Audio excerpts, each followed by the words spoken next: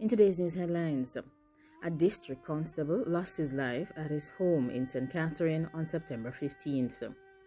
District Constable 45-year-old Alric Atkins was found without his life at his house in Green Acres in Spanish Town, St. Catherine on September 15th.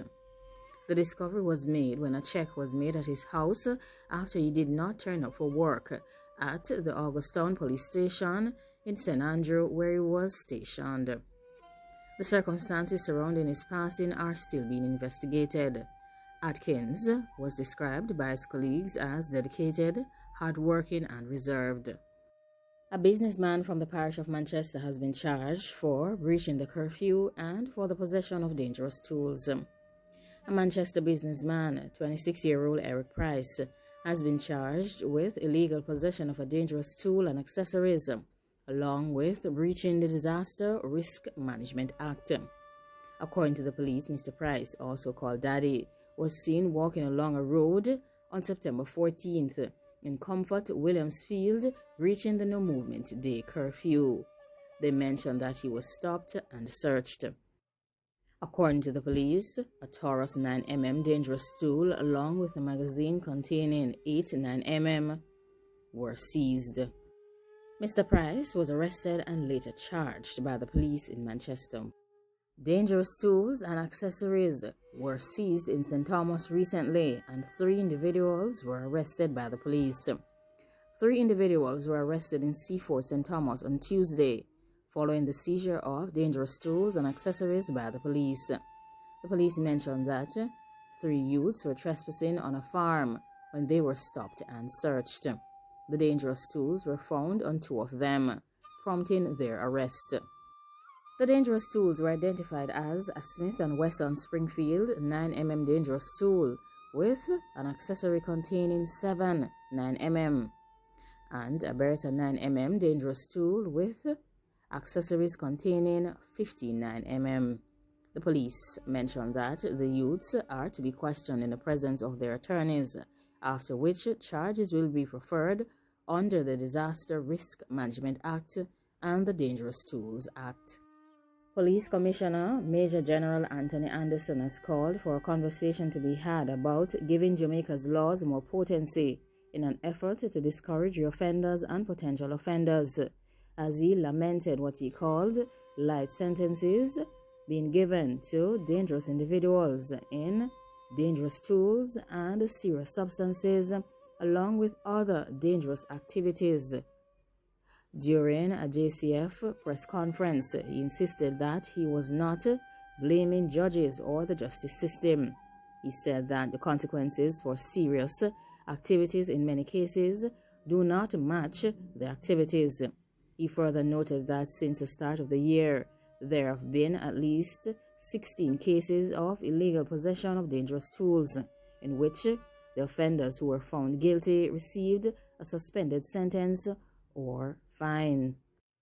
The commissioner also referenced a multi-million-dollar serious substance bust in which the people charged were also asked to pay fines. He pointed out that at the same time, roughly 1,000 persons were released from behind bars each year.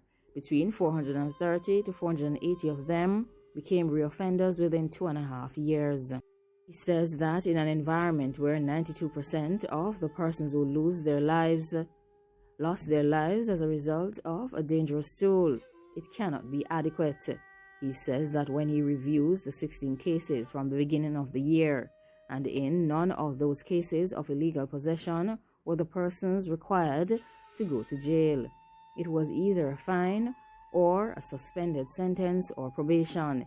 He says this is a real problem, and he's not blaming anyone, but it is just how our system works, and the reason it hasn't been effective in deterring is because it doesn't deter. In referencing a case involving 3 women, 2 from Westmoreland and the other from St. Elizabeth, Mr. Anderson said that they lost items and were hurt, but still managed to help investigators build a strong case. He said, on top of that, they went to court and testified, only to see the individuals who were charged walking around the following day after being convicted. The very next day after these persons were convicted, those dangerous individuals are walking past the same women in the community. Something is wrong, and he says he has a problem with that. He says this process is not nice. He says you have to keep reliving and talking about the same thing that had an impact on you. He further mentioned that what is going to deter those dangerous persons from offending or giving those women confidence that the state is fair and just. He says those people he's talking about are people who were charged. As at Monday, there were 991 loss of lives across the island, which Anderson said was a 10.5% increase over a similar period in 2020. He said that there was a 1.7% increase in shellings over last year as well. Of the 991 loss of lives, the commissioner said that 714 of them, or 72%, were directly attributed to dangerous groups and their disagreements. Interpersonal and domestic-related issues accounted for 189 loss of lives. A huge percentage of loss of lives, 843, or 85% of the 991, occurred with the use of dangerous tools. Like, comment, share, and subscribe. Thanks for watching, and remember to stay safe. Have a wonderful day. Goodbye.